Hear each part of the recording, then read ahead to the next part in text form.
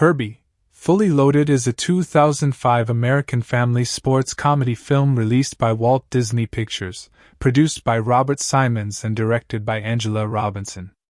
The movie was made in the United States and stands as the sixth installment in the long-running Herbie franchise, and it holds the distinction of being the first theatrical Herbie film to hit cinemas since Herbie Goes Bananas back in 1980, meaning Disney had let the character rest on the big screen for a full 25 years before deciding to revive him for a new generation of audiences.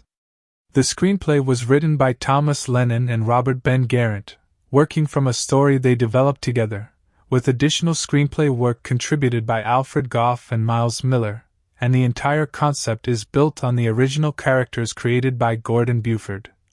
the same writer responsible for introducing the world to the sentient racing Volkswagen Beetle known as Herbie all the way back in 1968 with The Love Bug. The film was shot with cinematography handled by Greg Gardiner, editing completed by Wendy Green Brickmont, and the score composed by Mark Mothersbaugh, giving the movie a lively, upbeat musical identity that matched the youthful, high-energy tone the studio wanted for this reboot. Herbie, Fully Loaded was produced under the Robert Simons Productions banner in partnership with Walt Disney Pictures and was distributed theatrically by Buena Vista Pictures Distribution, which was Disney's theatrical distribution arm at the time. The film carries a running time of roughly 100 minutes, was made on a budget of around $50 million, and eventually went on to earn approximately $144 million at the worldwide box office, which made it a solid commercial success for the studio even though critical reception at the time was fairly mixed. The premise of the film centers on Herbie, the small blue and white Volkswagen Beetle bearing the number 53, who has spent years as one of the most beloved car characters in cinema history, and this new installment reintroduces him to a modern setting where he ends up in the hands of a young woman determined to prove herself in the world of competitive racing. At its heart, this is a story about family legacy, self-belief, and the unlikely bond between a stubborn young driver and an even more stubborn old car who refuses to give up no matter how many times life tries to send him to the scrapyard. The plot of Herbie, Fully Loaded opens with a nostalgic tribute sequence that plays over the opening credits, showing clips and references to Herbie's earlier adventures across his long career, quickly reminding longtime fans of the character's storied history before jumping into the present-day story. As the actual narrative begins, Herbie is shown to be in rough shape, having been decommissioned after a string of losses and left abandoned in a junkyard, seemingly forgotten by the racing world that once celebrated him. His original owner from the earlier films has since retired from that part of his life, leaving Herbie without anyone to look after him. The story's focus then shifts to Maggie Peyton, a young woman who comes from a family with deep roots in NASCAR racing. Maggie's father is a former racing champion who has grown overly protective and somewhat controlling after the loss of his wife, and this protectiveness has led him to steer Maggie away from pursuing a racing career of her own, despite the fact that she has clearly inherited the family's talent and passion for speed. Maggie's older brother, meanwhile, is a professional NASCAR driver who has become arrogant and self-absorbed, often clashing with Maggie over the direction of their father's racing team and over how the family business should be run. As a graduation gift, Maggie's father gives her what he believes is simply an old, run-down Volkswagen Beetle to use as a practical car, unaware that this vehicle is actually the very same Herbie who was left behind in the junkyard. Maggie initially has no idea that there is anything special about the car, but she quickly begins to notice strange and inexplicable behavior, from the radio changing stations on its own to the car seemingly reacting emotionally to situations around it, and it does not take long before she realizes that this is not an ordinary vehicle at all.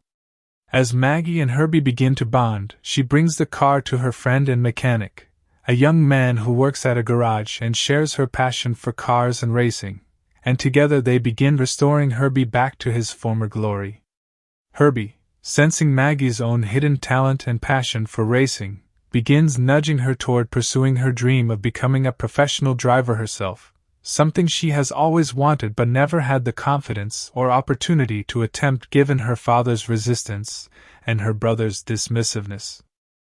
The central conflict of the film escalates when Maggie decides to enter Herbie in a local racing circuit to prove her abilities, catching the attention of a slick, arrogant, and thoroughly unlikable professional NASCAR driver who becomes something of a rival antagonist throughout the story.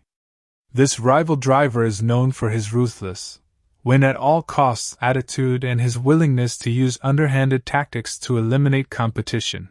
and he takes an immediate dislike to both Maggie and her unconventional little car. Over the course of the film, Maggie faces resistance not only from this rival but also from her own father, who struggles to accept that his daughter wants to follow in his footsteps despite his fears of history repeating itself in painful ways.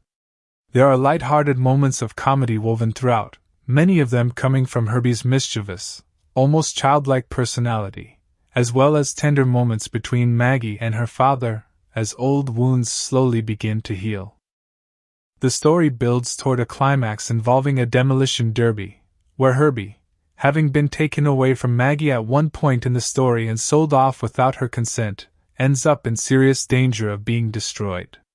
Maggie rushes to save him, risking her own safety by running directly into the chaos of the derby, and Herbie in turn protects her from being crushed by a monster truck, reaffirming the deep bond that has formed between them. This sequence serves as an emotional turning point, cementing the idea that Herbie is not just a machine but a loyal companion who will do anything to protect the people he cares about. Following this, the story moves toward its final act, where Maggie's family racing team faces the possibility of being disqualified from an important NASCAR Nextel Cup Series race after her brother is injured in a crash.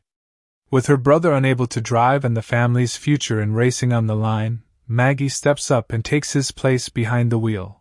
driving Herbie in a high-stakes, high-profile professional race for the very first time. The climactic race pits Maggie and Herbie against the film's antagonist in a tense, action-packed showdown that tests both her driving skills and Herbie's resilience, ultimately leading to a satisfying and triumphant conclusion where Maggie proves herself as a driver in her own right, earns her father's respect and support, and cements Herbie's return as a celebrated racing legend once again. Turning now to the cast, the film is led by Lindsay Lohan in the role of Maggie Peyton, the determined young woman at the center of the story who inherits Herbie and slowly discovers both his secret and her own passion for racing. Lohan's casting was a significant choice at the time, as she was one of the biggest young stars in Hollywood following her earlier successes, and this film would end up being her final project under her long-standing relationship with Disney before she moved into more mature roles. Playing opposite her is Justin Long in the role of Kevin, Maggie's close friend and a skilled mechanic who helps her restore and understand Herbie, and who also serves as a supportive presence throughout her journey both as a driver and as a person. Michael Keaton takes on the role of Ray Peyton Sr., Maggie's overprotective father, and a former racing champion whose fear of losing another family member to the dangers of the sport drives much of the emotional tension in the story, and his arc from resistance to eventual acceptance forms one of the film's core emotional threads. Breckin Meyer plays Ray Peyton Jr., Maggie's older brother, and a professional NASCAR driver whose initial arrogance and dismissive attitude toward his sister evolves over the course of the film as circumstances force him to see her differently. Matt Dillon rounds out the principal cast as Trip Murphy, the antagonist of the film, a cocky and manipulative professional racer who represents everything Maggie and her family stand against, both in terms of sportsmanship and personal character. The film also features a number of real NASCAR drivers making cameo appearances as themselves, including well-known names from the sport, which was a deliberate choice by the filmmakers to lend authenticity to the racing world depicted on screen and to appeal to genuine motorsport fans watching the film. As for the release details, Herbie, Fully Loaded first premiered at the Las Vegas Motor Speedway on May 10, 2005, an appropriately fitting location given the racing-themed nature of the film, before going on to its wide theatrical release across the United States on June 22, 2005, distributed by Buena Vista Pictures Distribution under the Walt Disney Pictures banner. The film carried a PG rating and was marketed heavily toward family audiences and younger viewers, particularly fans of Lindsay Lohan, who was at the peak of her popularity with younger audiences at that point in her career. The film's trailers lean heavily into showcasing Herbie's comedic personality, the racing action sequences, and Lohan's star power, positioning the movie as a fun, high-energy family adventure suitable for summer viewing. Alongside the theatrical release, a soundtrack album was released on June 21, 2005, featuring a mix of songs including one of Lohan's own tracks from her music career at the time, along with a number of classic songs that fit the film's lively tone. Upon release, the film received mixed reviews from critics, many of whom felt the story was formulaic and predictable, though it was generally regarded as harmless, enjoyable entertainment for its intended younger audience, and it went on to perform well financially, ultimately grossing over $144 million worldwide against its $50 million budget, making it a clear box office success despite its critical shortcomings. The film also received recognition within youth-focused award circles, with Lindsay Lohan winning an award for her performance at a major Kids' Choice ceremony held the following year, further cementing the film's popularity among its core demographic even if it never won over more traditional film critics. Herbie, Fully Loaded ultimately stands as a nostalgic, feel-good revival of a beloved Disney character, blending classic family-friendly comedy with themes of self-discovery, family healing, and the simple joy of chasing a dream against the odds, and it remains a memorable entry for fans of both the Herbie franchise and of Lindsay Lohan's early career in Hollywood. The complete story of Herbie, Fully Loaded begins long before Maggie Peyton ever lays eyes on the car that will change her life, because the film wants audiences to understand exactly who Herbie is and what he has meant to generations of moviegoers before dropping him into this new chapter of his story. The opening credits unfold as a loving tribute reel, stitching together flashes and echoes of Herbie's earlier adventures, his races, his triumphs, and the mischievous personality that made him one of the most recognizable cars in movie history. This sequence is not just nostalgia for its own sake, it is a deliberate storytelling choice meant to remind the audience that Herbie was once a champion, a beloved figure adored by crowds, and that everything we are about to witness is essentially the story of a fallen hero trying to reclaim his former glory. Once this tribute fades, the tone of the film shifts dramatically, and we are introduced to a much sadder version of Herbie than the one fans remember. He is shown battered, his paint chipped, his body dented, sitting abandoned and forgotten in a dusty junkyard filled with other discarded vehicles that will never race again. The car who once thrilled crowds with his personality and heart has been reduced to scrap, left behind by a racing world that has no patience for sentiment once a competitor stops winning.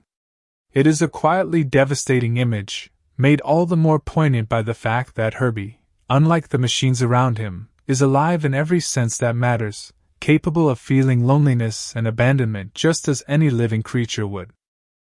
While Herbie sits forgotten, the film introduces us to the Peyton family, a household steeped in the world of competitive stock car racing.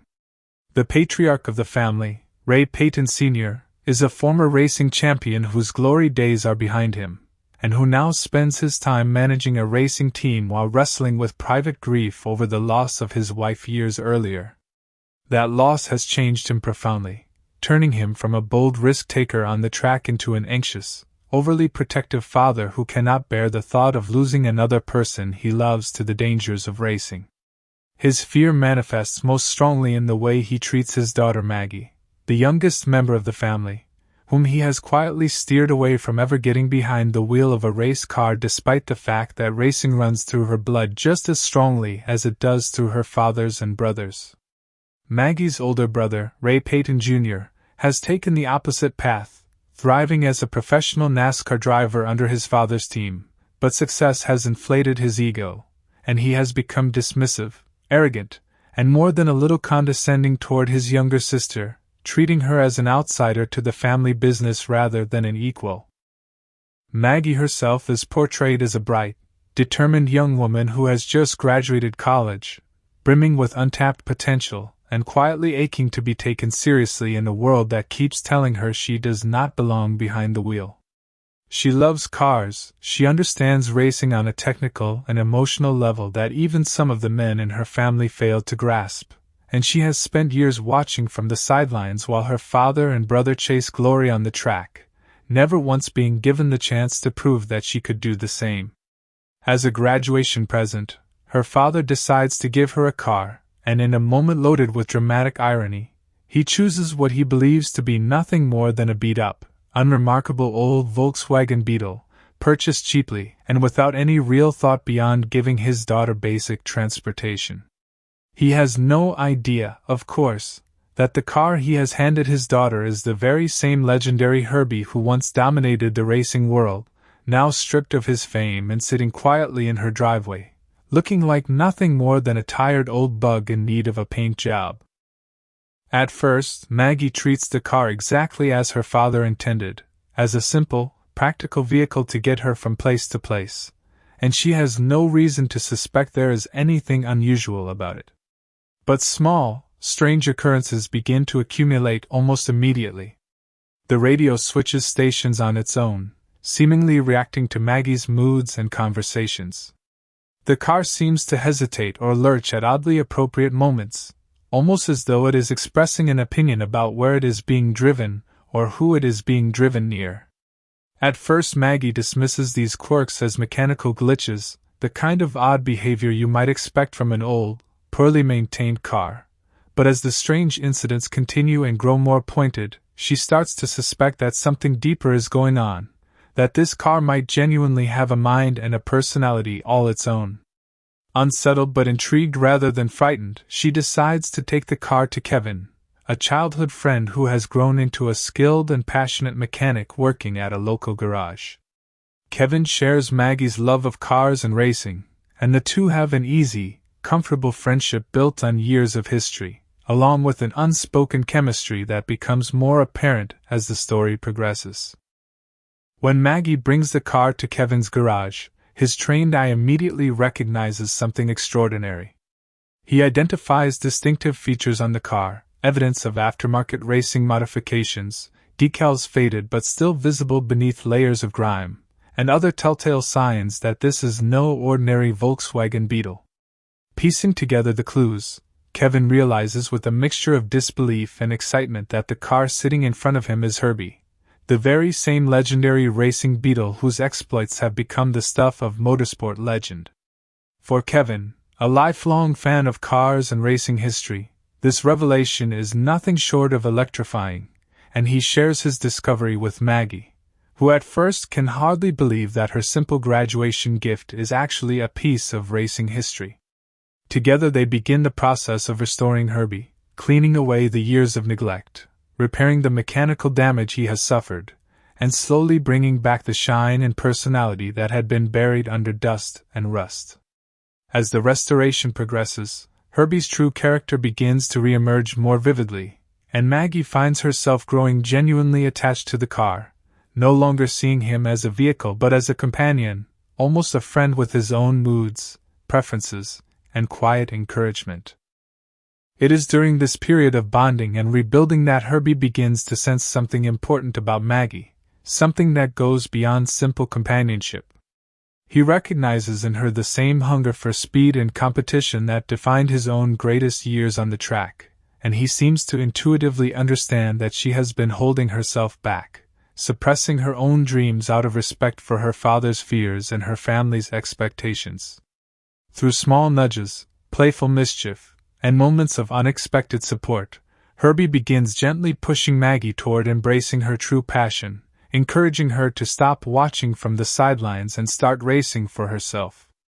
This dynamic forms the emotional core of the film, transforming what could have been a simple comedic story about a talking car into a more layered narrative about a young woman discovering her own courage and voice with the help of an unlikely, endearing companion who believes in her before she fully believes in herself.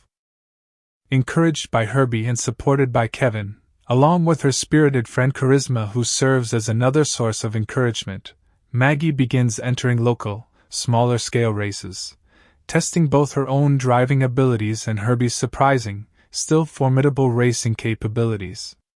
These early races serve a dual purpose in the story, allowing Maggie to grow more confident behind the wheel, while also reintroducing Herbie to the world of competitive racing after years of enforced retirement. It is through these local racing circuits that Maggie and Herbie first cross paths with Trip Murphy, a slick, self-assured professional NASCAR driver whose ruthless ambition and win-at-all-costs mentality set him up immediately as the film's primary antagonist. Trip represents everything Maggie's family, at their best, stands against, valuing victory over sportsmanship and personal glory over genuine respect for the sport and the people involved in it. From their very first encounter, Trip regards Maggie and her unconventional little car with open condescension, unable to imagine that this young woman and her seemingly outdated Beetle could ever pose a real threat to his dominance on the track, a dismissiveness that only grows more personal and more hostile as Maggie continues to prove herself capable of matching, and at times outmaneuvering, far more experienced and better-funded competitors. As Maggie's confidence grows and her successes on smaller tracks begin to attract attention, tension within the Peyton household escalates significantly. Her father, upon discovering that his daughter has secretly been racing without his knowledge or approval, reacts with alarm and frustration, his old fears about losing a loved one to the dangers of the sport resurfacing powerfully. He struggles to reconcile his pride in Maggie's evident talent with his deep-seated terror of watching history repeat itself in the worst possible way. Their confrontations throughout this section of the film are charged with genuine emotional weight, forcing both father and daughter to confront long-buried grief and unspoken resentments that have shaped their relationship for years. Meanwhile, Maggie's brother Ray Jr., initially dismissive of his sister's racing ambitions, finds his easy assumptions about her being challenged as her skill becomes increasingly undeniable, setting the stage for his own gradual, if reluctant, shift in perspective as the story unfolds. The plot takes a darker, more urgent turn when circumstances lead to Herbie being taken away from Maggie, sold off without her knowledge or consent in a moment that feels like a devastating betrayal after everything the two of them have built together. Herbie, once again separated from someone who genuinely cares about him, ends up in the hands of people who see him not as a beloved companion but as disposable property, and he is ultimately entered into a brutal demolition derby, an arena built entirely around destruction rather than the kind of respectful competition Herbie has always represented throughout his long racing career. When Maggie learns what has happened to Herbie, she is consumed with panic and guilt, understanding immediately that the car she has come to love as family is now in genuine danger of being destroyed beyond any hope of repair. Without hesitation, she rushes to the derby, arriving just as the chaotic, violent spectacle is already underway, cars smashing into one another amid clouds of dust and the deafening roar of engines and crumbling metal. In one of the film's most intense and emotionally charged sequences, Maggie makes the desperate decision to run directly onto the derby field while the destruction is still in progress, dodging speeding, colliding vehicles in a frantic search for Herbie among the wreckage. When she finally finds him, battered but still recognizable, she pleads with him directly, begging him to hold on, to trust her, to forgive her for the circumstances that led to his being taken from her in the first place. In a moment that crystallizes the emotional bond between the two of them, Herbie responds to her plea, and just as a massive monster truck bears down on Maggie, threatening to crush her where she stands, Herbie summons whatever strength and determination remains within his battered frame to protect her, positioning himself between Maggie and the oncoming danger and shielding her from harm.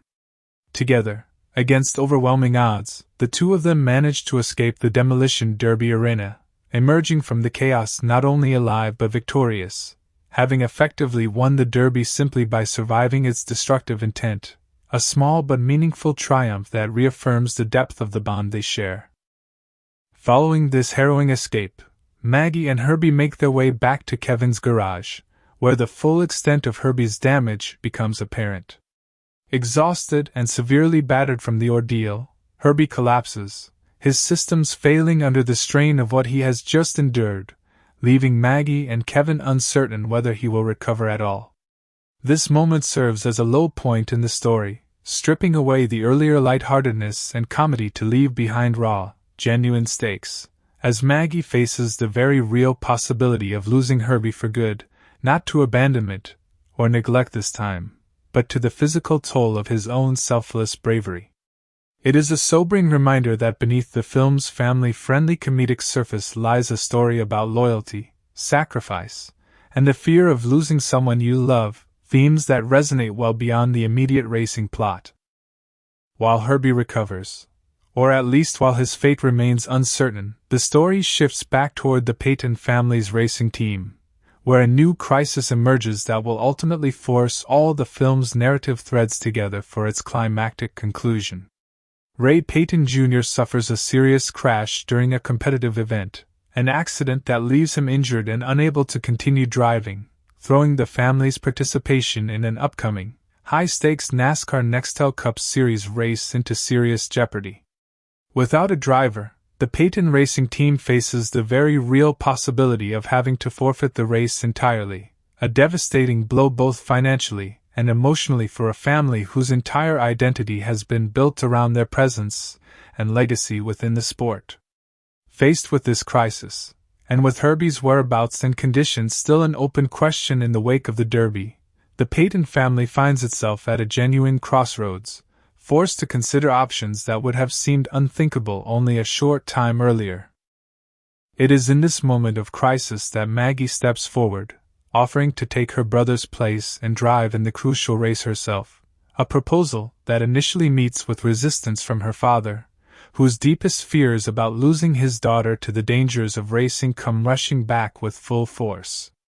The film handles this confrontation with genuine emotional nuance, allowing Ray Sr.'s fear and love for his daughter to coexist honestly with his growing recognition of her talent and determination, rather than resolving the conflict too easily or too quickly. Ultimately, after much internal struggle and heartfelt conversation between father and daughter, Ray Sr. relents, recognizing that continuing to hold Maggie back out of fear would be a greater betrayal of who she truly is than allowing her to take the risks that come with pursuing her passion. This moment represents the emotional turning point of the entire film, the culmination of the father-daughter relationship that has driven so much of the story's underlying tension since the very beginning. With her father's blessing secured, and with Herbie, now recovered from his injuries thanks to the efforts of Kevin and Maggie, ready to return to the track one final time, Maggie prepares to step into professional competitive racing for the very first time in her life, driving in an official NASCAR Nextel Cup Series race alongside seasoned professional drivers who have spent years honing their craft. Among her competitors, of course, is Trip Murphy, whose rivalry with Maggie has only intensified over the course of the film, fueled by his wounded pride at having been repeatedly outmaneuvered by a driver he once dismissed entirely. The climactic race sequence that follows is staged as the film's ultimate test, not just of Maggie's raw driving talent, but of everything she and Herbie have built together throughout the story, their trust in one another, their resilience in the face of setbacks, and their shared refusal to be counted out despite everyone doubting them along the way. The race itself is depicted with high energy and genuine tension, weaving together fast-paced racing action with emotional beats drawn from everything the characters have experienced up to this point. Maggie faces aggressive, underhanded tactics from Trip Murphy, who remains determined to win by any means necessary, reflecting the character's established willingness to prioritize victory over fair competition. Despite these obstacles, Maggie draws on the skills she has developed throughout the film, the trust she has built with Herbie, and the newfound confidence granted to her by her father's support, navigating the dangers of the track with increasing assurance. Herbie, for his part, performs as though he were reliving his greatest years on the track, his old racing instincts and abilities shining through despite his earlier injuries, proving that both he and Maggie have far more fight left in them than their doubters ever anticipated. In the final, decisive moments of the race, Maggie and Herbie manage to overtake Trip Murphy, securing a victory that serves as the emotional and narrative culmination of everything the film has been building toward. This win is not simply about winning a race, it represents Maggie finally claiming her rightful place within her family's racing legacy on her own terms, proving both to her father and to herself that she belongs behind the wheel every bit as much as her brother or father ever did. It also represents Herbie's ultimate redemption, transforming him from an abandoned, forgotten relic left to rust in a junkyard at the film's opening into a celebrated champion once again, his legendary status restored not through nostalgia alone but through genuine, hard-fought achievement alongside a driver who came to see him not as a machine but as family. In the aftermath of the race, the film resolves its various emotional threads with warmth and satisfaction. Ray Sr. embraces his daughter with newfound pride and respect, having overcome his fear enough to fully support the path she has chosen. Ray Jr., humbled by his sister's evident talent and courage, sheds much of his earlier arrogance, suggesting a more equal, respectful relationship between the siblings moving forward. Kevin, who has stood by Maggie's side throughout her journey both as a mechanic and as a steady source of emotional support, remains close to her as the story closes, the film gently hinting at deeper feelings between them without ever forcing the relationship into an overly neat romantic conclusion.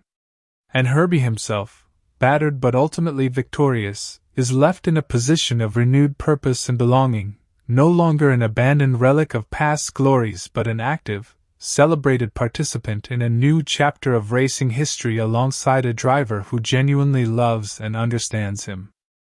Ultimately, the complete story of Herbie, Fully Loaded traces a journey of rediscovery for nearly every character involved, following Maggie as she moves from quiet frustration and self-doubt toward genuine confidence and achievement, following Herbie as he moves from abandonment and disrepair back toward purpose and triumph, and following the Peyton family as a whole as they work through grief, fear, and unresolved tension to arrive at a place of greater honesty and mutual respect. Beneath its comedic surface and family-friendly racing spectacle, the film tells a genuinely heartfelt story about believing in yourself even when the people who love you most are too afraid to believe in you first, and about the way unexpected companionship, even from something as unlikely as a sentient old Volkswagen Beetle, can give a person exactly the courage they need to finally chase the life they were always meant to live. Lindsay Lohan, who portrays Maggie Peyton in Herbie, Fully Loaded, was born Lindsay D. Lohan on July 2, 1986, in New York City, and she grew up primarily on Long Island in a household that was deeply connected to entertainment and public life from the very beginning.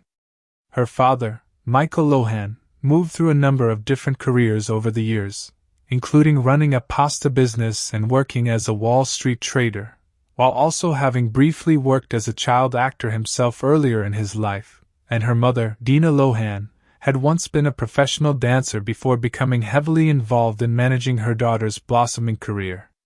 Lindsay was the eldest of 4 children, and from an extraordinarily young age she was already being pushed toward the spotlight, signing with the Ford modeling agency at just 3 years old and quickly becoming a familiar face in television commercials for major brands, appearing in roughly 60 different advertisements for companies ranging from clothing brands aimed at children to fast food chains. Building a public profile long before most children even begin school. By around age 10, she had already transitioned into television acting, landing a recurring role on the long-running daytime soap opera Another World, a role that gave her real, sustained acting experience and helped position her for the far bigger opportunities that were about to come her way. Her true breakthrough arrived in 1998 when she was cast in the Walt Disney Pictures remake of The Parent Trap, playing dual roles as long-separated twin sisters who schemed to reunite their divorced parents, a role she won after impressing casting directors so thoroughly that Disney signed her to a multi-picture deal almost immediately. Recognizing the rare combination of comedic timing and natural charisma she displayed even as a young child performer. Following the massive success of The Parent Trap, Lohan continued building her career throughout her early teenage years with a series of Disney projects, including Life Size and Get a Clue, before landing another significant hit in 2003 with Freaky Friday, a body swap comedy that further cemented her status as one of the most bankable young stars working in family entertainment at the time. The film that truly elevated her from successful child star to genuine teen idol and mainstream Hollywood name, however, was Mean Girls, released in 2004 and written by Saturday Night Live veteran Tina Fey, in which Lohan played Katie Heron, a homeschooled teenager who is thrust into the brutal social hierarchy of American high school after her family relocates back to the United States. Mean Girls became a defining cultural touchstone of that era and remains one of the most quoted and referenced teen comedies ever made, and it was during this same period that Lohan also branched into music, signing with Casablanca Records and releasing her debut album Speak, which achieved platinum sales and further expanded her presence beyond acting into the world of pop music.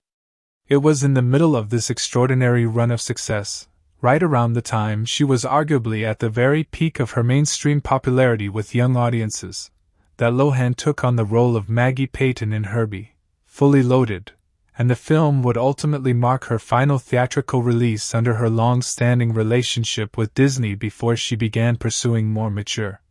adult-oriented roles in the years that followed.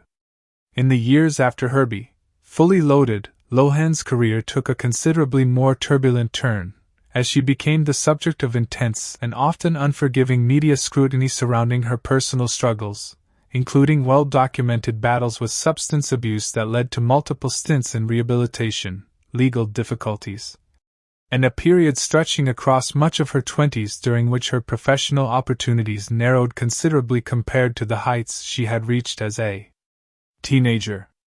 Despite these well-publicized challenges, Lohan continued working throughout this period, taking on television and film roles including a portrayal of Elizabeth Taylor in the television movie Liz and Dick, and she eventually sought a degree of reinvention by relocating abroad, spending significant time living in London where she starred in a West End stage production, and later settling in Dubai. A move she has described as instrumental in helping her find greater stability and privacy away from the constant attention she faced in the United States. In more recent years, Lohan has experienced a genuine career resurgence, returning to acting with a series of successful projects, including romantic comedies produced for major streaming platforms that introduced her to a new generation of viewers, alongside personal milestones including her marriage and the birth of her child, marking a new and notably more settled chapter in her life and career after everything she experienced in the public eye during her younger years. Justin Long, who plays Kevin, Maggie's close friend and the skilled mechanic who helps restore Herbie throughout the film, was born Justin Jacob Long on June 2, 1978, in Fairfield, Connecticut, into a family with deep roots in the performing arts. His father, R. James Long, worked as a philosophy professor at Fairfield University, while his mother, Wendy Lesniak, had experience as a Broadway actress, meaning Justin grew up surrounded by both intellectual rigor and genuine theatrical influence from an early age. He was raised in a household with strong Catholic traditions and was the second of 3 sons. Long attended Fairfield College Preparatory School, where his own yearbook superlative jokingly described him as the student most likely never to be seen in class, a light-hearted nod to his restless, performance-driven personality even during his teenage years. He went on to study at Vassar College, a school well known for producing accomplished comedic performers, and it was there that Long truly began developing his craft, becoming an active member of the campus sketch comedy troupe known as Laughingstock while also appearing in numerous stage productions throughout his college years. His passion for performing ultimately proved stronger than his interest in finishing his formal education, and he made the decision to leave Vassar early in order to pursue acting professionally on a full-time basis. His first notable film role came in 1999 when he appeared in the science fiction comedy Galaxy Quest, playing an enthusiastic fan of a fictional television series who ends up assisting the show's actual cast, a role that served as a fitting, almost meta introduction to Hollywood given Long's own background in comedy and fandom culture. Just a couple of years later, in 2001, Long took on a very different kind of role, landing the lead in the horror film Jeepers Creepers, playing a young man being hunted alongside his sister by a mysterious, ancient creature, a performance that demonstrated his range beyond pure comedy and helped establish him as a dependable presence in genre filmmaking as well. Long continued building momentum throughout the early 2000s with supporting roles in a variety of comedies, and by 2004 he had landed a memorable part in the sports comedy Dodgeball, a true underdog story, a major box office hit that further raised his profile within the comedy world. It was the following year, in 2005, that Long appeared in Herbie, Fully Loaded alongside Lindsay Lohan, Matt Dillon, and Michael Keaton, another significant hit that added to his growing reputation as one of the most likable and reliable young comedic actors working in Hollywood at the time. Around this same period, Long's public visibility expanded dramatically thanks to his starring role in a long-running and highly memorable series of television commercials for Apple computers, in which he played the friendly, laid-back personification of a Mac computer opposite another actor portraying a more uptight personal computer. A campaign that ran for several years and made Long one of the most recognizable faces in American advertising during the mid to late 2000s. Long's personal life also drew considerable media attention during this period, particularly a widely publicized relationship with actress Drew Barrymore that began in 2007, and he has since gone on to build a long and varied career spanning romantic comedies, horror films, animated voice work including performances in the Alvin and the Chipmunks franchise, and television roles such as his recurring part on the popular sitcom New Girl. In more recent years, Long has continued to earn critical praise for his work in films spanning multiple genres, married actress Kate Bosworth, and remains widely respected within the industry for his comedic versatility and his consistent, dependable presence across nearly 3 decades of film and television work. Michael Keaton, who portrays Ray Peyton Sr., Maggie's protective father in the film, was born Michael John Douglas on September 5, 1951, in the town of Coropolis, Pennsylvania, growing up in the nearby Forest Grove section of Robinson Township as the youngest of 7 children in his family. His father worked as a civil engineer and surveyor, while his mother managed the household and raised their large family, and Keaton has often spoken about how his working-class upbringing in western Pennsylvania shaped his grounded, unpretentious approach to both life and acting throughout his career. Even as a young student, Keaton displayed a natural inclination toward performing, frequently entertaining classmates with comedic skits during his school years. After graduating from Montour High School, he enrolled at Kent State University in Ohio, where he studied speech, though he ultimately left school before completing his degree in order to pursue acting more directly. Early in his career, Keaton worked in local television and began appearing in small parts on established television programs during the 1970s. It was around this period that he made the deliberate decision to change his professional name from Michael Douglas to Michael Keaton, choosing a new surname specifically to avoid confusion with the already well-established actor of the same birth name, settling on Keaton after considering various options starting with the letter K. His career gained real momentum when he landed a co-starring role alongside Jim Belushi in the short-lived comedy series Working Stiffs, an opportunity that showcased his comedic instincts and helped lead directly to his breakout film role in the 1982 comedy Night Shift, in which he played a fast-talking, endlessly scheming morgue attendant opposite Henry Winkler. This performance immediately established Keaton as a rising comedic talent, and he followed it with further hits throughout the 1980s, most notably starring as an unemployed father who takes over household duties in the enormously popular 1983 comedy Mr. Mom, a role that cemented his status as one of the most bankable comedic leading men in Hollywood at the time. Keaton's career took a significant creative turn in 1988 when he was cast by director Tim Burton in the horror comedy Beetlejuice, playing the title character, a chaotic, mischievous, and thoroughly unhinged supernatural con artist. A performance so distinctive and memorable that it remains one of the defining roles of his entire career and immediately established his long-standing creative partnership with Burton.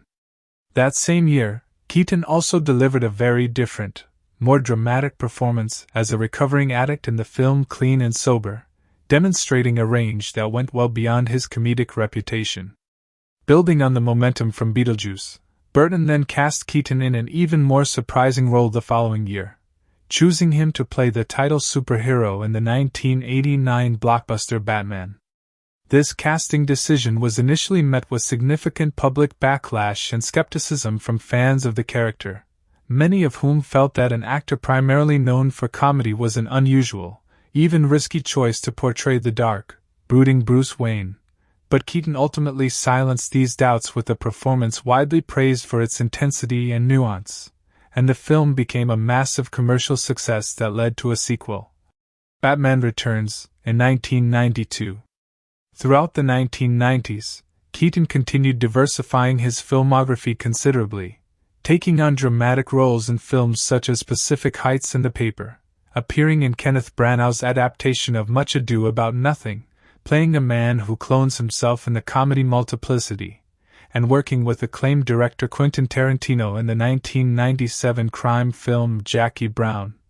an adaptation of an Elmore Leonard novel in which Keaton played a determined federal agent. By the time Herbie, Fully Loaded arrived in 2005, Keaton had already built an extraordinarily varied and accomplished career spanning multiple decades, and the family-friendly role of Ray Peyton Sr. represented another example of the range he had consistently demonstrated throughout his professional life. In the years following Herbie, Fully Loaded, Keaton continued working steadily, including voice roles in major animated films, before experiencing a significant career resurgence in 2014 with his acclaimed lead performance in Birdman, a role that earned him an Academy Award nomination and a Golden Globe win, followed by further critical success in the historical drama Spotlight,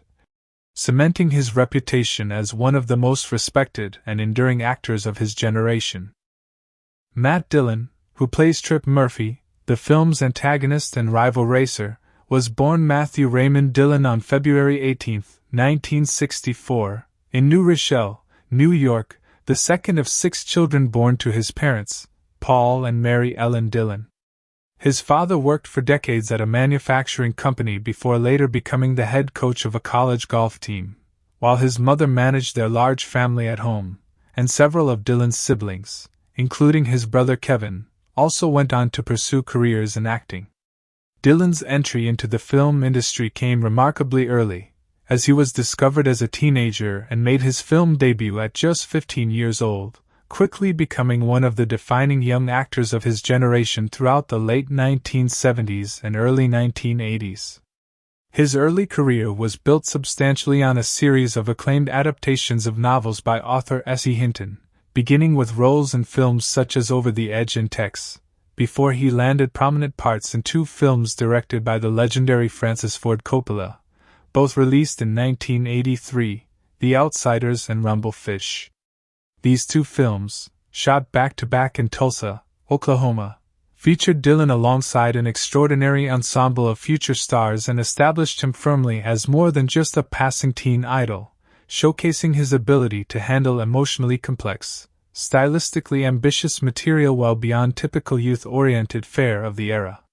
He followed this run of acclaimed dramatic work with a more mainstream hit, The Flamingo Kid, in 1984. Before making his stage debut on Broadway in the play The Boys of Winter in 1985, demonstrating an early commitment to expanding his craft across different performance mediums.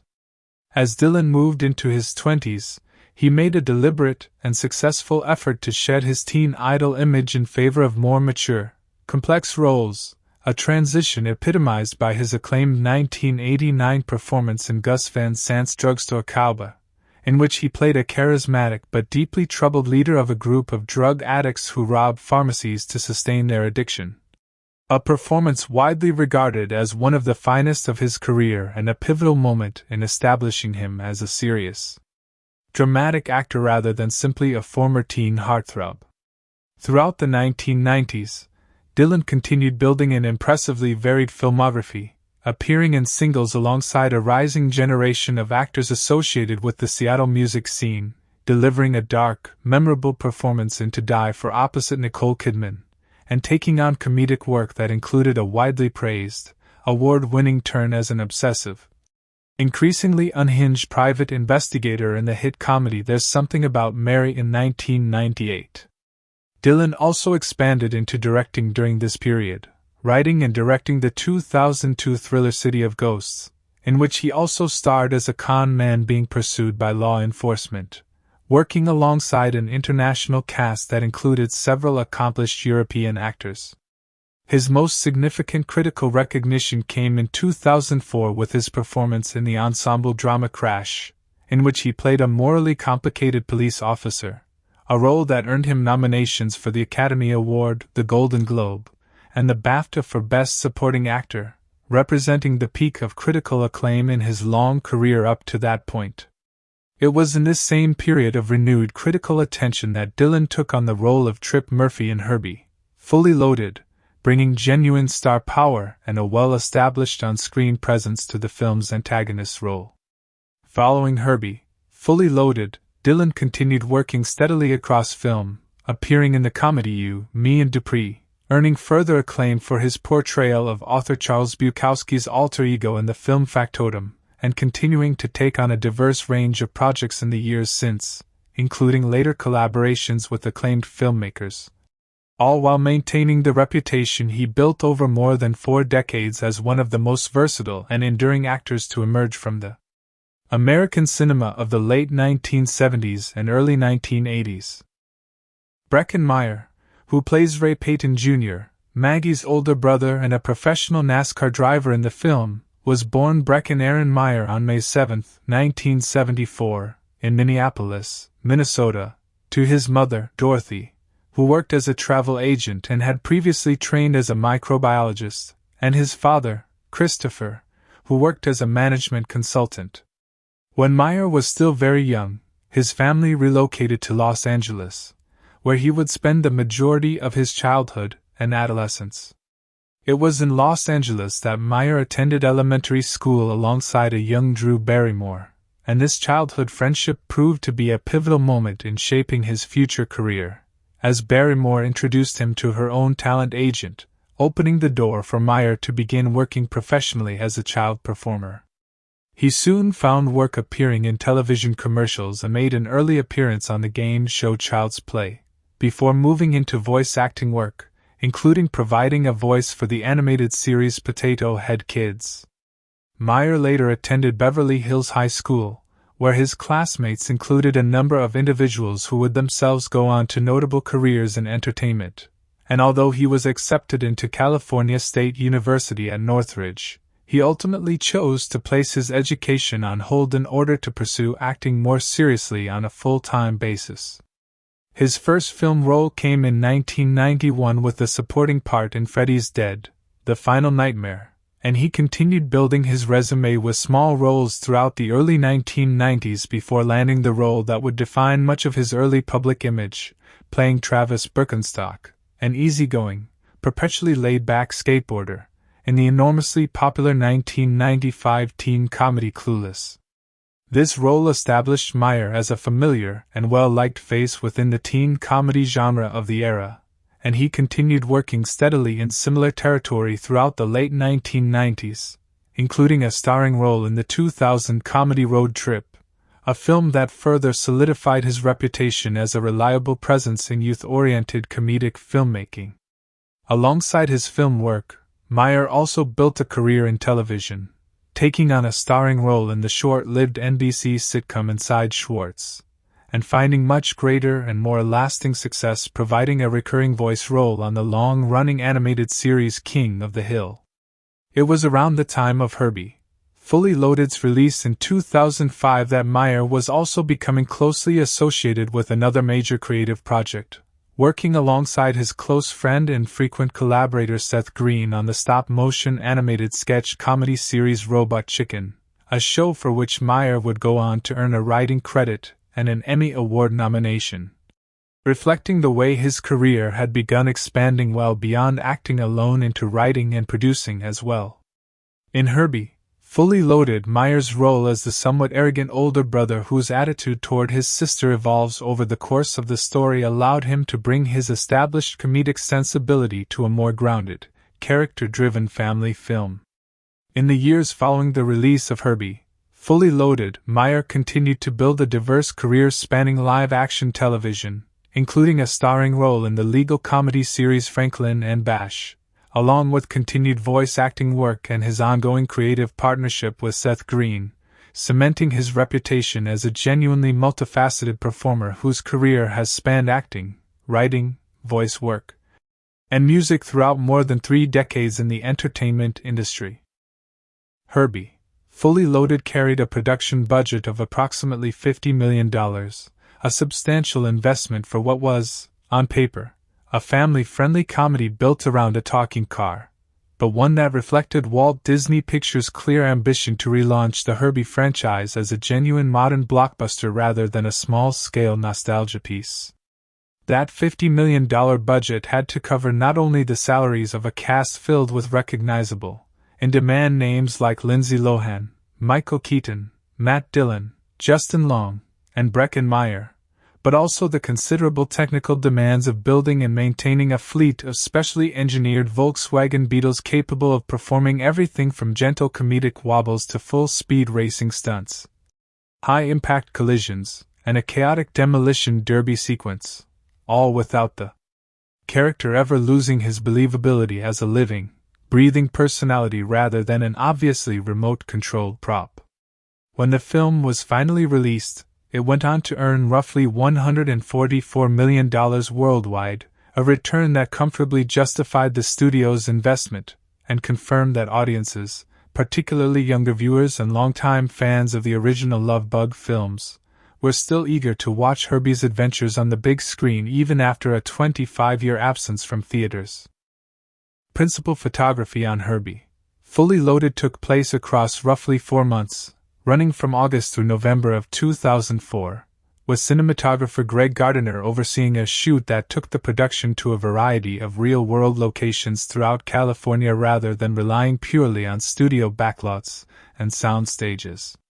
Much of the racing footage was captured at genuine, functioning motorsport venues, including the Riverside International Raceway and the Auto Club Speedway, both of which lent the film an authentic sense of scale and atmosphere that would have been difficult to replicate through artificial sets alone, immersing the actors and stunt drivers in the sounds, textures, and sheer physical intensity of real competitive racing environments.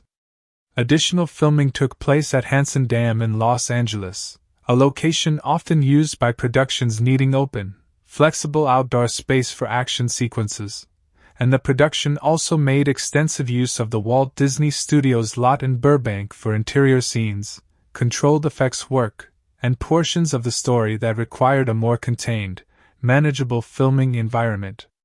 This mixture of real speedway locations and traditional studio work allowed director Angela Robinson and her crew to balance the authenticity demanded by hardcore racing fans with the practical control needed to safely execute the film's more elaborate comedic and stunt-driven sequences.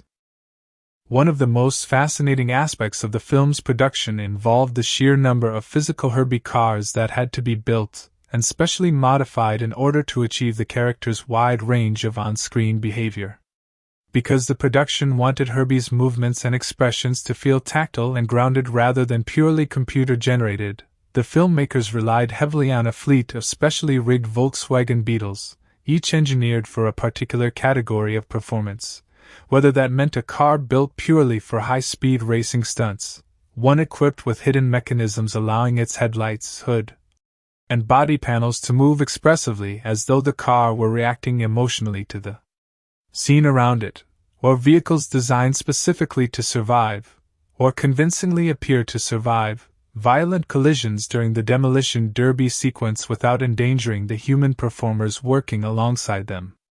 Skilled stunt drivers were often hidden inside these vehicles, sometimes positioned in specially modified seating so that the car would appear to be moving entirely on its own with no visible driver at the wheel, a filmmaking technique that has been used throughout the entire Herbie franchise since the very first film, but which requires an enormous amount of careful engineering, rehearsal, and safety planning to pull off convincingly on camera, particularly during scenes involving genuine high-speed racing rather than simple slow-rolling comedic movement. The demolition derby sequence in particular stands out as one of the most logistically demanding parts of the entire production, requiring careful choreography between multiple vehicles crashing into one another in a confined arena while still leaving enough visual and physical space for Lindsay Lohan's character to run across the chaotic field in pursuit of Herbie. Sequences like this one are typically built through an extensive combination of rehearsed stunt driving, protective safety cages hidden within the vehicles, carefully marked paths for the human performers to follow so that they remain a safe distance from the actual point of impact even while the footage is edited to look as though danger is immediate and constant. And close coordination between the stunt coordination team and the editing department to ensure that fast-paced, adrenaline-filled cutting disguises the practical safety measures built into every single collision on screen. Because Disney was producing a family film intended for a broad, largely young audience, the production placed a heavy emphasis on ensuring that even the most intense action sequences in the film remained thrilling without crossing into territory that would feel genuinely frightening or unsuitable for children, a balancing act that shaped many of the specific choices made throughout the demolition derby and racing sequences. Beyond the mechanical and stunt work required to bring Herbie himself to life, the production also invested significant time and resources into replicating the authentic look and feel of professional NASCAR competition, since a large portion of the film's story and climax depend on convincing the audience that Maggie Peyton is genuinely competing at the highest level of American stock car racing. To achieve this, the filmmakers arranged to shoot key racing footage during an actual real-world NASCAR event, filming portions of the climactic race sequence during the 2004 Pop Secret 500 held at California Speedway in early September of that year, allowing the production to capture genuine crowd energy, authentic race day atmosphere, and real competitive racing footage that would have been enormously difficult and expensive to fabricate from scratch on a closed set. This decision meant coordinating closely with NASCAR itself, along with numerous real professional drivers who agreed to appear in the film as themselves, including well-known names such as Jeff Gordon, Jimmy Johnson, Tony Stewart, Dale Jarrett, and Dale Earnhardt Jr., each of whom brought a level of credibility and star power from the racing world that helped ground the film's more fantastical elements. Namely, a car with a mind of its own, within a recognizably real and respected sporting environment. Interestingly, because the film was intended for a young, family-oriented audience, the production took great care in one particular instance to digitally alter Dale Earnhardt Jr.'s car during his cameo appearance, removing the Budweiser branding that would normally have been visible on his vehicle and replacing it with his own signature instead. A small but telling detail that reflects just how carefully Disney monitored every visual element of the film to keep it appropriate for children. Despite being set within the real, sponsorship-heavy world of professional racing, the film's reliance on genuine brand partnerships extended well beyond NASCAR itself, as Herbie, Fully Loaded became something of a case study in heavy product placement, a fact that has been noted by entertainment commentators looking back on the production years later. Numerous real automotive brands and products appear prominently throughout the film, with Volkswagen itself providing additional vehicles for certain scenes beyond Herbie, including a Volkswagen Touareg and a Volkswagen New Beetle, while General Motors contributed vehicles such as a Chevrolet Corvette and a Pontiac GTO for use in various racing sequences, giving the production access to an impressive assortment of real, recognizable automobiles without having to construct or license replicas from scratch. Additional advertising touches were woven directly into the film's world, including a large visible billboard advertising Mid-America Motorworks, a real aftermarket parts supplier for classic Volkswagens, positioned prominently in the background of a key scene involving Trip Murphy's sabotage of Herbie. A subtle nod that longtime car enthusiasts in the audience would likely recognize and appreciate even if casual viewers passed right over it. This extensive network of brand integration reflects the practical financial realities of producing a $50 million family film, allowing the production to offset some of its costs while simultaneously lending the racing world depicted on screen an additional layer of texture and authenticity. Turning to the lighter, more entertaining side of the production, the filmmaking process behind Herbie, Fully Loaded produced a number of genuinely funny and memorable moments both in front of and behind the camera, many of which have been shared over the years by cast members, the director, and crew involved in bringing the film to life. Director Angela Robinson herself has spoken candidly about one particularly amusing and mischievous choice she made during the editing process, revealing that she deliberately left certain hidden pieces of crew equipment and intentionally cheap-looking camera tricks visible within the finished film, not because the production lacked the resources or technical skill to remove them,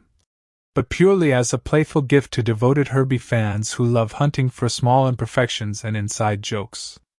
scattered throughout the franchise's long history. According to Robinson, this decision was met with considerable frustration from her own editor, who reportedly pleaded with her on multiple occasions to clean up these small technical blemishes before the film's release, only for Robinson to insist on keeping them in as a deliberate, good-humored tribute to the low-budget charm and scrappy practical effects that defined the earliest Herbie films decades earlier. It is a wonderfully fitting piece of behind-the-scenes trivia, capturing the affectionate, slightly rebellious spirit that Robinson brought to reviving a franchise she clearly had great personal fondness for, even while working within the much larger, more polished machinery of a modern Disney production. The atmosphere on set was also shaped considerably by the fact that the film brought together such a wide range of comedic personalities, from Michael Keaton's decades of experience delivering perfectly timed comedic lines dating back to his earliest film roles, to Justin Long's naturally easygoing, quick-witted charm,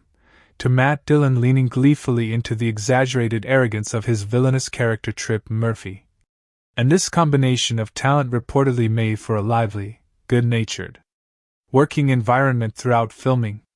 Given that so much of the film's comedy depends on Herbie's exaggerated, almost childlike physical reactions, from sulking and pouting when he feels ignored to gleefully revving his engine when excited, the actors were frequently required to react convincingly to a car being operated by hidden stunt drivers, remote-controlled mechanisms, or, in some cases,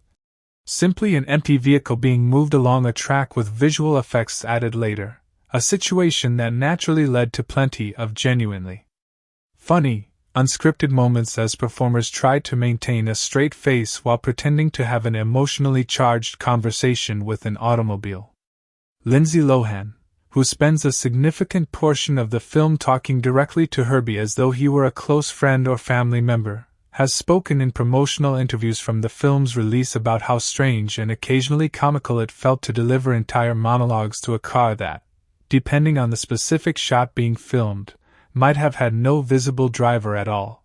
might have been operated by a hidden stunt performer folded into an impossibly cramped compartment, or might simply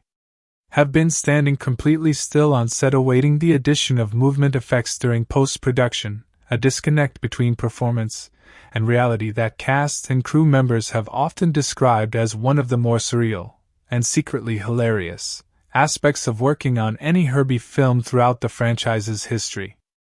Given the demanding physical nature of the demolition derby sequence, the production also required extensive rehearsal and coordination between the human cast and the stunt driving team, and this process reportedly produced its own share of light-hearted moments on set. As actors and stunt performers worked together repeatedly to fine-tune the timing of Lindsay Lohan's character running across the chaotic derby field while cars crashed and collided around her in carefully choreographed but visually convincing near misses.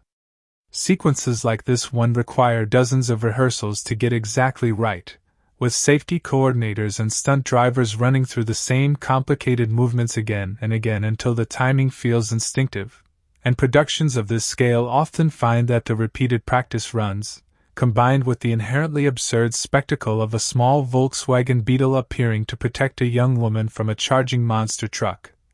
naturally generate a good deal of on-set laughter and camaraderie among the cast and crew, even as everyone remains sharply focused on ensuring the sequence is executed safely. Beyond the mechanics of the derby and racing sequences, the film's decision to stage its climactic race during an actual live NASCAR event added its own unique flavor to the production experience, immersing the cast and crew in the genuine, high-energy atmosphere of a real race weekend rather than an artificially constructed film set.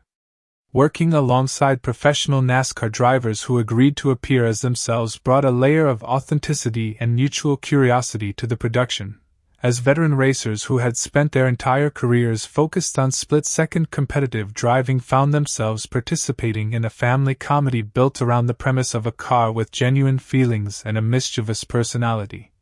A premise that likely amused many of the real-world drivers even as they took their limited on-screen cameo appearances seriously. The film's promotional materials from its original release also point to Disney's playful approach to marketing the movie, including a notable promotional stunt organized around the film's official sneak preview screening held on June 19, 2005, during which Disney offered free tickets specifically to any moviegoer who happened to be named Herbert,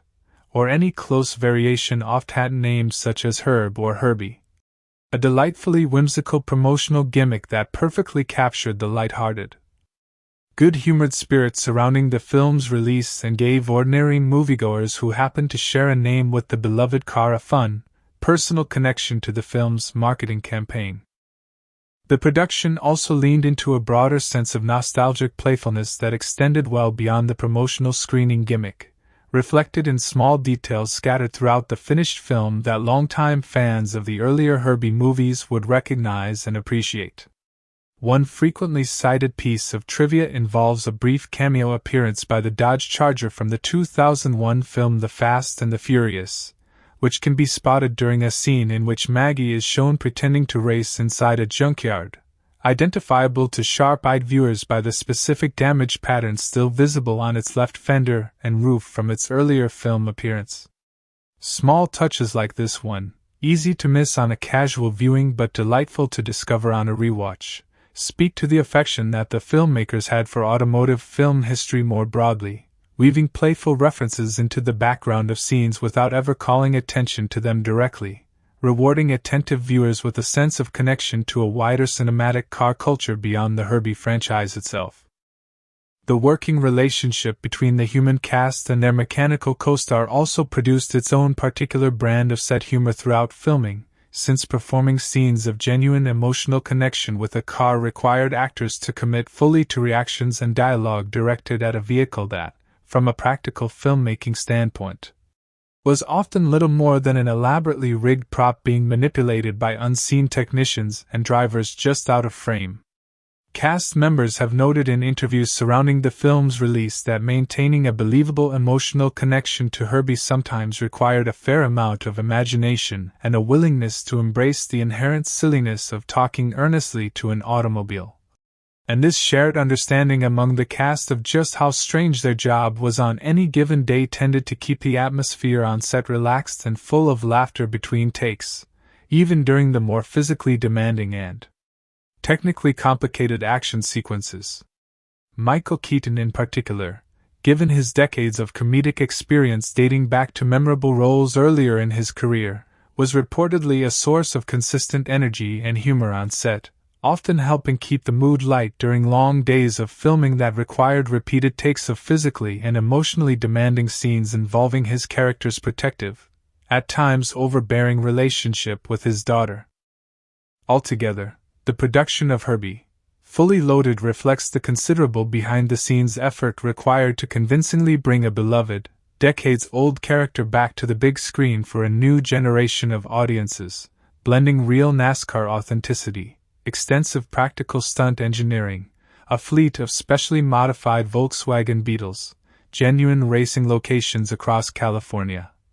and a director unafraid to sneak in small playful imperfections purely to delight longtime fans of the franchise. The $50 million budget ultimately proved to be money well spent from a commercial standpoint, and the countless hours of rehearsal, stunt coordination, and good-natured on-set camaraderie between a genuinely talented and comedically gifted cast helped shape a production that, whatever its critical reception, clearly carried real warmth and enthusiasm from everyone involved in bringing Herbie back to life for the summer of 2005. The cultural and historical significance of Herbie, Fully Loaded, cannot be fully understood without first appreciating the deep, decades-spanning history of the character at its center, because Herbie was never simply a prop invented for a single film, but rather a genuine piece of American pop culture whose roots stretch back to a very different era of both Hollywood filmmaking and automotive history. The story of Herbie began in 1968 with the release of The Love Bug, a film produced by Walt Disney Productions and directed by Robert Stevenson, based on a story called Car, Boy, Girl, written by Gordon Buford, and starring Dean Jones as a down-on-his-luck race car driver named Jim Douglas who discovers, almost by accident, that the humble, unassuming Volkswagen Beetle he has purchased possesses a genuine mind, personality, and spirit of its own. The choice to build an entire franchise around the Volkswagen Beetle was itself a culturally loaded decision, whether the filmmakers fully intended it that way or not, because the Beetle was already, by the late 1960s, one of the most recognizable and symbolically rich automobiles in the world. Originally conceived in Germany in the late 1930s as an affordable, mass-produced people's car, the Beetle had, by the time it reached American shores in significant numbers during the 1950s, transformed into something quite different from its original national origins, becoming closely associated in the United States with the emerging counterculture movement of the 1960s. Prized by young people specifically because it stood in such stark visual and philosophical contrast to the large, flashy, chrome-laden American automobiles that dominated the road at the time. By choosing this particular car to serve as Herbie's physical form, the creators of The Love Bug tapped into an object that already carried genuine cultural weight and meaning for American audiences, transforming a symbol of understated, anti-establishment simplicity into an unlikely, endearing movie star in his own right. The Love Bug arrived in theaters at a genuinely fascinating and turbulent moment in American film history. Released in 1968 during a period when the broader Hollywood industry was undergoing a dramatic creative revolution, giving rise to darker, more challenging, and often more cynical films that reflected the social upheaval of the era, movies such as Midnight Cowboy, Easy Rider,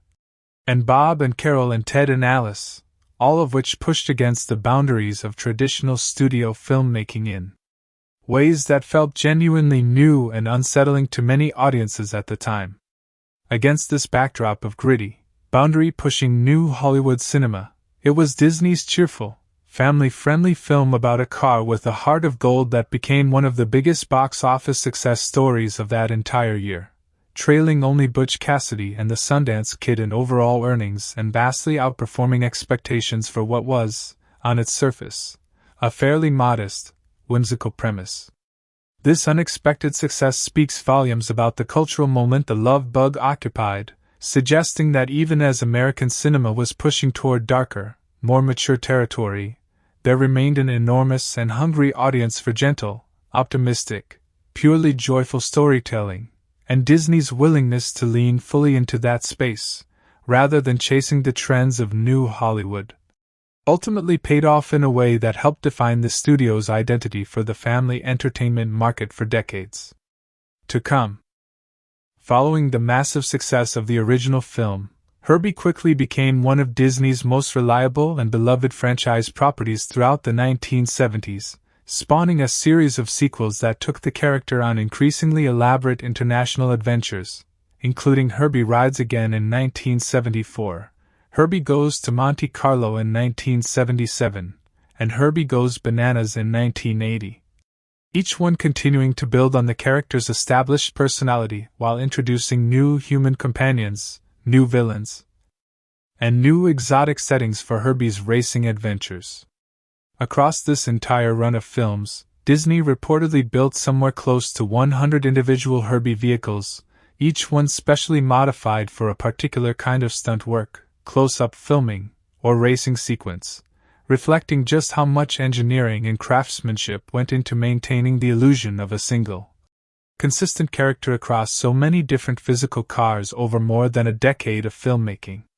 Disney's promotional efforts during this golden era of the franchise extended well beyond the films themselves, including a memorable Herbie Day celebration held at Disneyland, during which visiting families were invited to decorate their own personal Volkswagen Beetles and parade them down Main Street. A charming piece of promotional history that illustrates just how deeply Herbie had embedded himself into the broader culture of Disney fandom during this period, transforming from a single film character into something closer to a genuine mascot for a particular kind of wholesome, good-natured family entertainment. Interestingly, due to licensing and rights arrangements with Volkswagen itself, the earliest Herbie films were notably careful about never directly referring to the character as a Volkswagen Beetle on screen, and the company's logo was largely kept out of view throughout much of the original film. A curious historical detail given how completely the Volkswagen brand and the Herbie character would eventually become intertwined in the public imagination in the years that followed.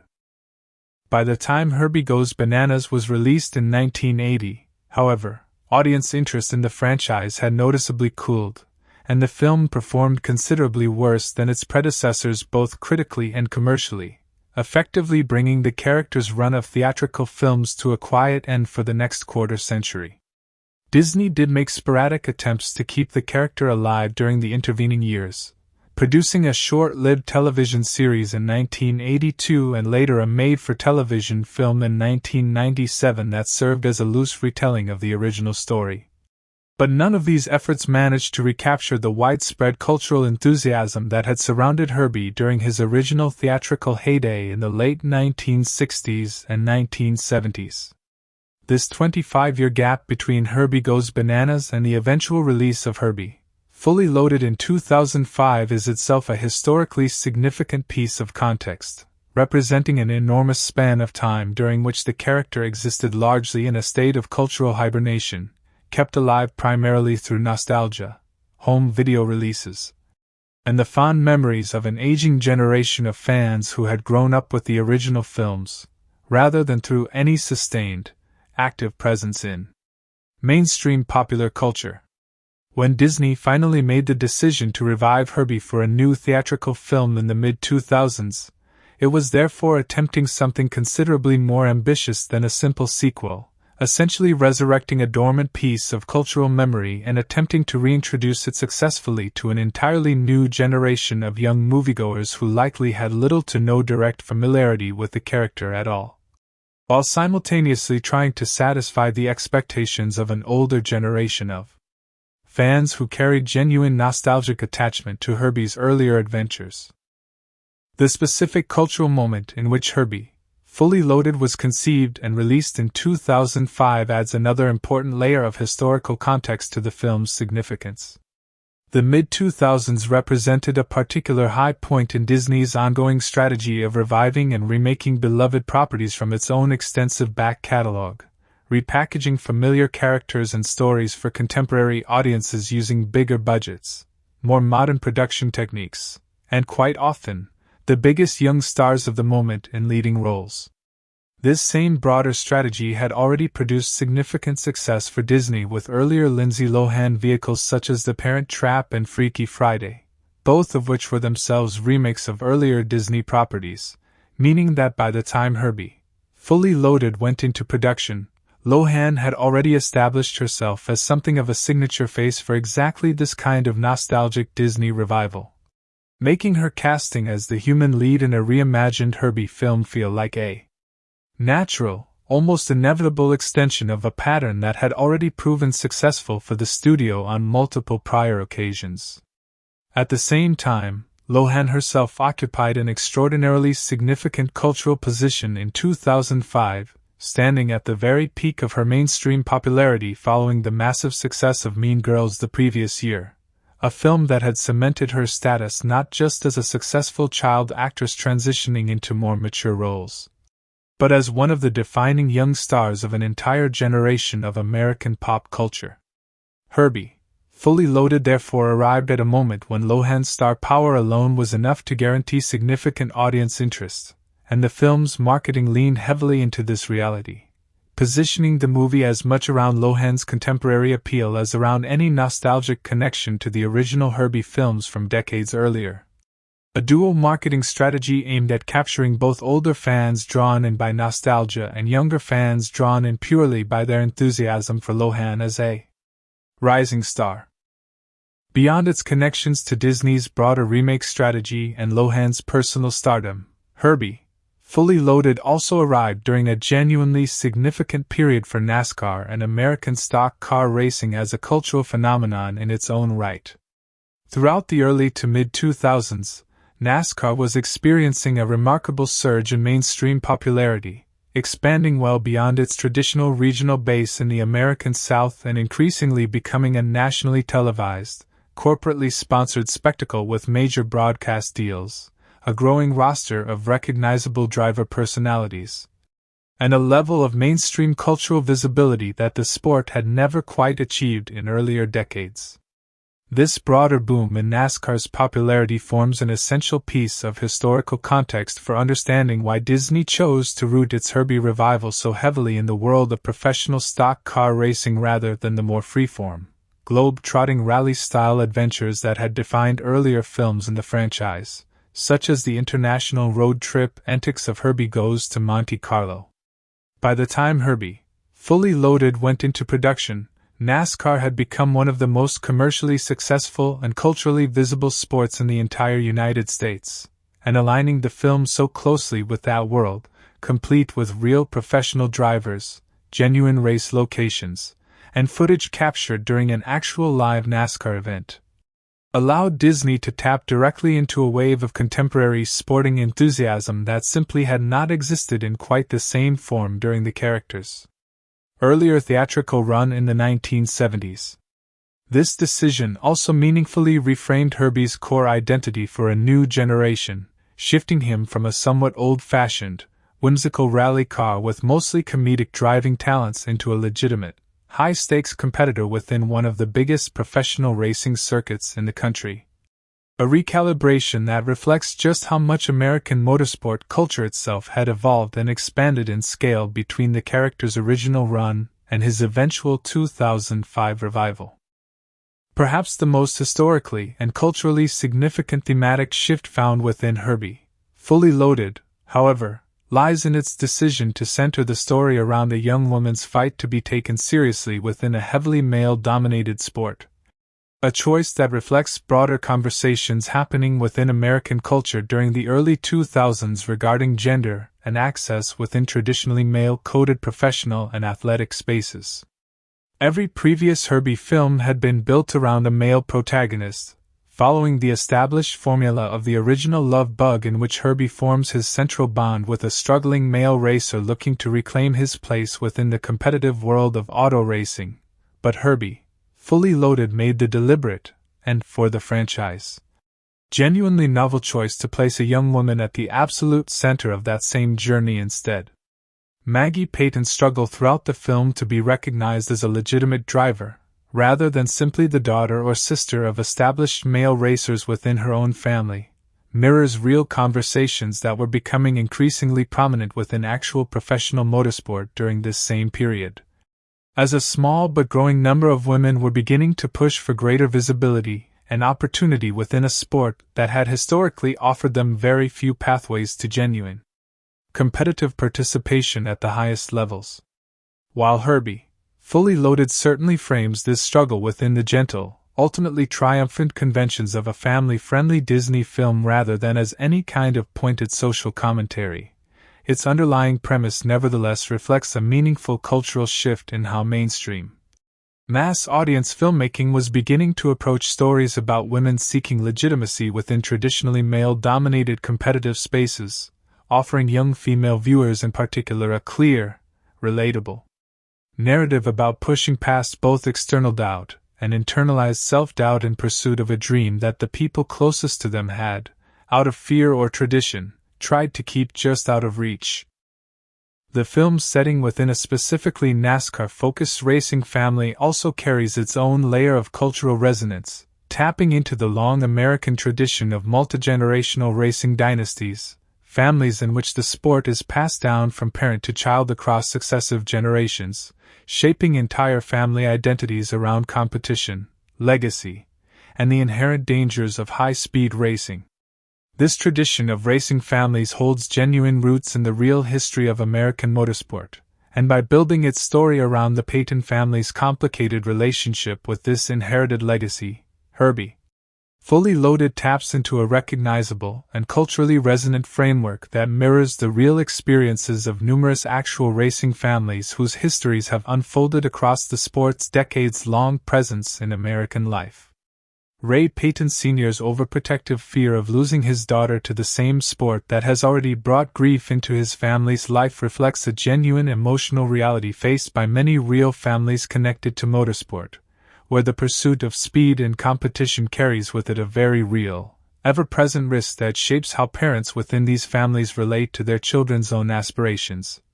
adding an additional layer of grounded emotional authenticity beneath the film's more fantastical premise of a car with a genuine, thinking mind of its own.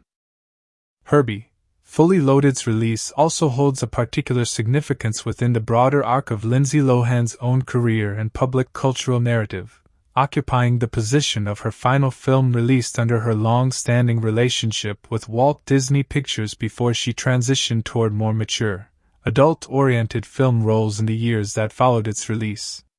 Viewed retrospectively, the film represents something of a closing chapter for a specific, clearly defined period of Lohan's public identity as America's leading young Disney star, a status she had built steadily across a string of successful films throughout the late 1990s and early 2000s, beginning with The Parent Trap. In this sense, Herbie, Fully Loaded carries a kind of unintentional historical weight as a marker of transition, not only for the character of Herbie himself, re-emerging after decades of dormancy, but also for its own leading star, standing at the very edge of a significant personal and professional turning point in her own career trajectory.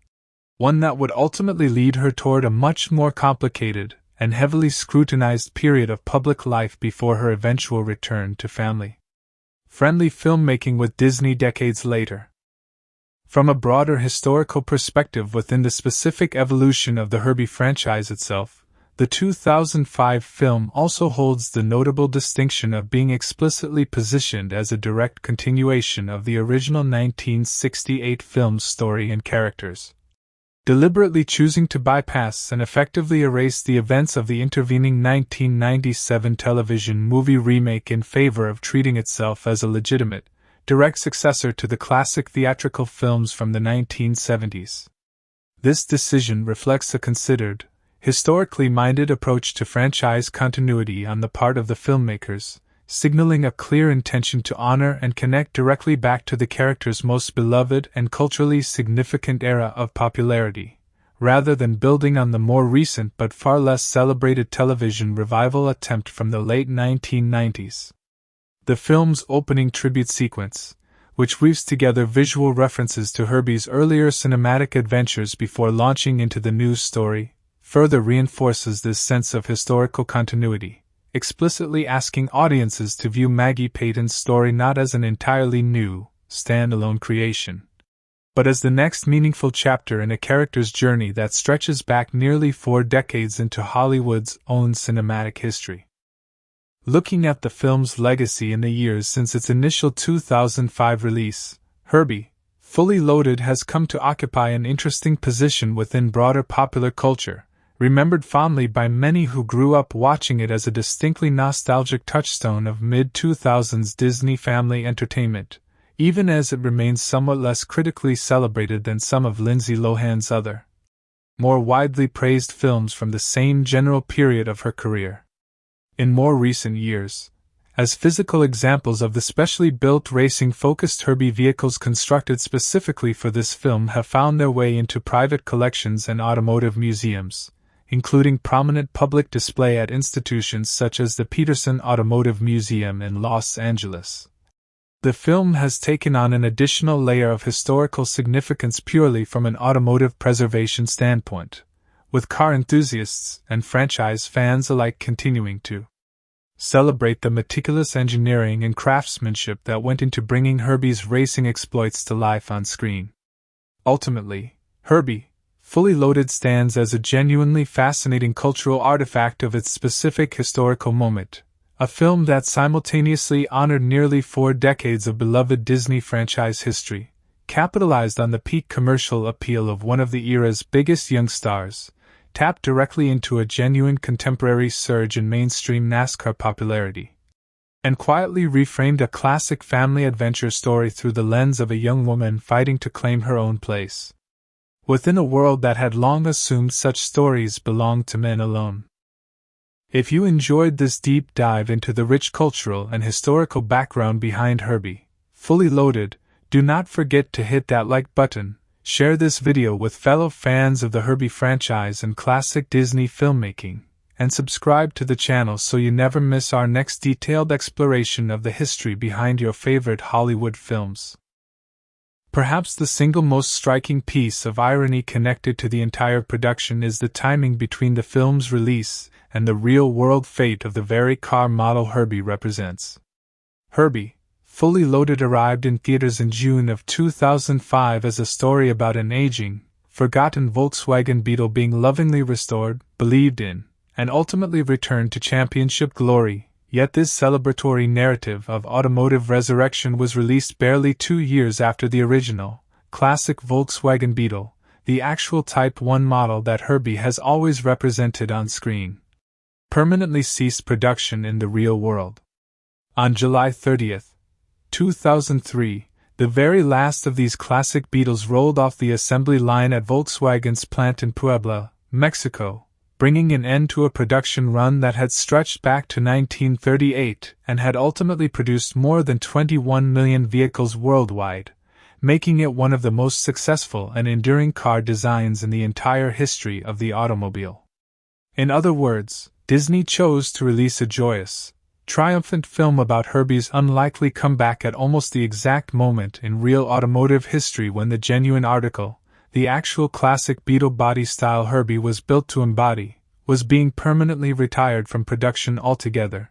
meaning that audiences watching Maggie Peyton lovingly restore her broken-down old Beetle back to championship form were, in a strange and almost poetic sense, watching a fictional resurrection story play out just as the real car itself was quietly being laid to rest on assembly lines in Mexico. It is a genuinely remarkable and largely unremarked upon piece of unintentional timing, layering a real-world elegy for a beloved, discontinued automobile underneath what was, on the surface, meant to be a purely optimistic and celebratory family film about never giving up on something the world has written off as finished.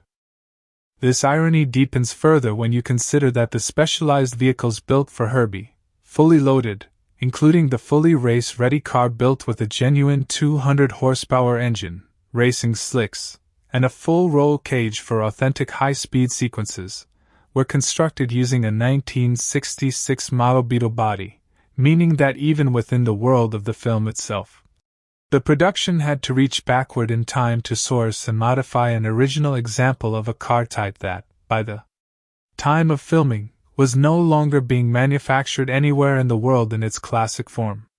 The production was, quite literally, forced to treat genuine vintage Beetles as precious, increasingly rare resources requiring careful sourcing and extensive engineering work to convert into functional stunt vehicles, a practical, behind-the-scenes echo of the film's own central theme about lovingly restoring something old, discontinued, and seemingly without value back into something worth celebrating.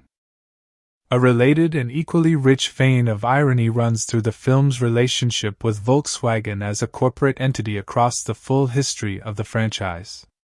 When the very first Love Bug film was released back in 1968, Volkswagen was reportedly reluctant to allow its own company logo to appear clearly on screen, and due to lingering rights and branding concerns, the original film went to notable lengths to avoid ever directly referring to Herbie by his actual make and model, largely keeping the Volkswagen name and emblem out of frame throughout much of that first film.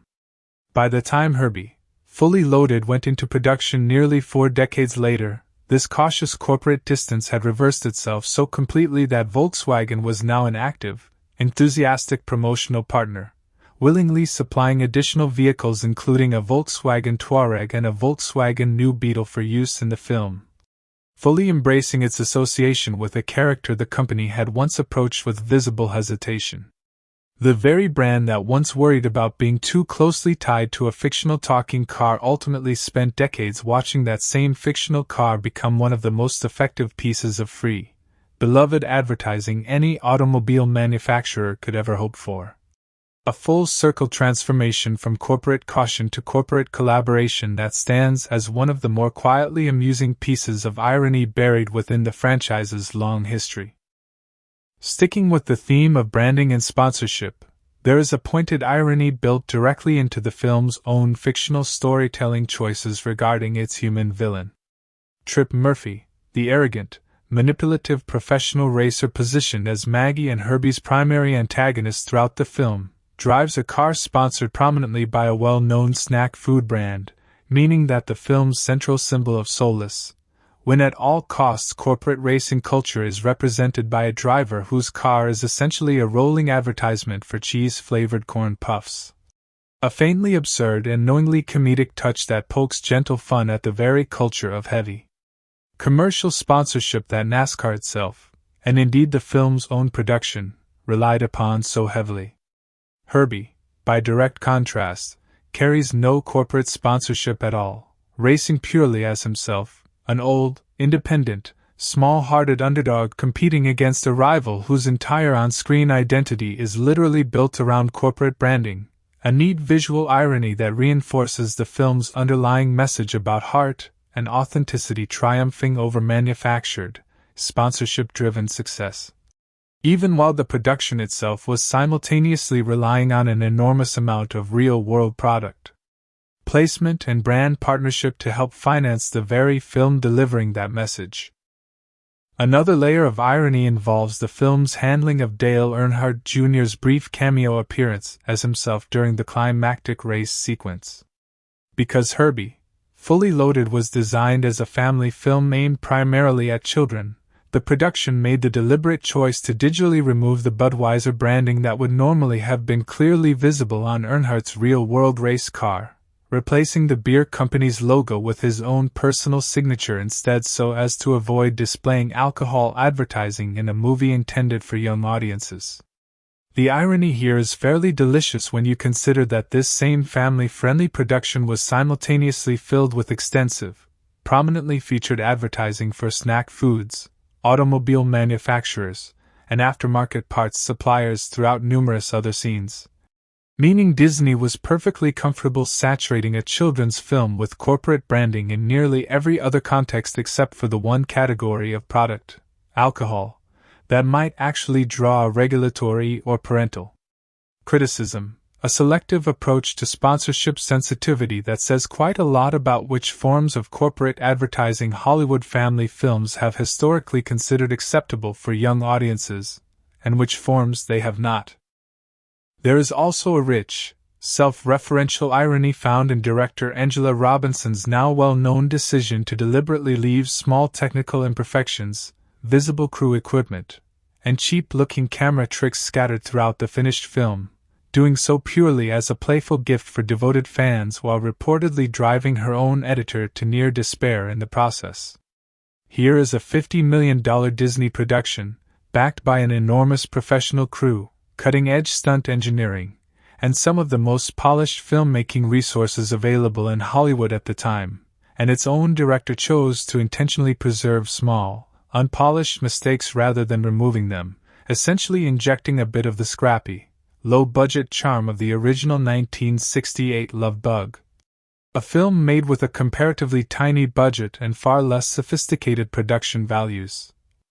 directly into a big-budget modern blockbuster that had every technical capability in the world to erase those same imperfections completely.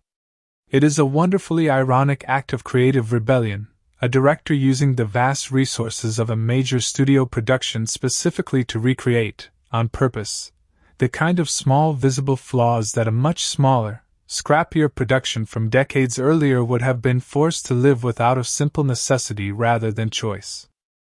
Perhaps the most poignant irony of all, however, involves the film's own place within the larger history of the Herbie franchise itself. Herbie, Fully Loaded was proudly marketed and celebrated at the time of its release as the character's long-awaited theatrical comeback, the first new Herbie film to reach movie theaters in a full 25 years since Herbie Goes Bananas in 1980, positioned by Disney as the triumphant return of a beloved character who had spent decades sitting dormant. Much like Herbie himself sits abandoned in a junkyard at the very start of the film's own story. And yet, in the years that have followed its 2005 release, Herbie, Fully Loaded has remained, up to the present day, the character's most recent theatrical film, meaning that a movie explicitly built around themes of comeback, revival, and refusing to accept that something once great has been permanently left behind has itself become the exact kind of long-dormant, seemingly finished chapter that its own storyline was designed to argue against. The film that told audiences never to count out an old champion has, in the years since its release, quietly become something of an old champion itself, waiting, much like Herbie in that opening junkyard scene, for a comeback that has yet to materialize. Finally, there is a smaller but genuinely charming irony buried in the character's very origins, dating back to the earliest days of the franchise, when Disney's crew reportedly chose the Volkswagen Beetle specifically because it was the only vehicle among several candidates that the crew actually felt drawn to reach out and physically pet,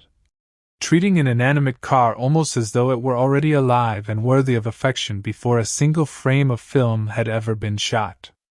That instinctive, almost unconscious human impulse to treat Herbie as something more than metal and machinery from the very earliest stages of the franchise's creation feels like a small but telling piece of foreshadowing, an accidental real-world preview of the exact emotional relationship that Maggie Peyton would go on to form with the very same car nearly 4 decades later, suggesting that the crew who first built Herbie may have understood, on some instinctive level, exactly what kind of character they were creating long before the writers ever put his personality into words on the page.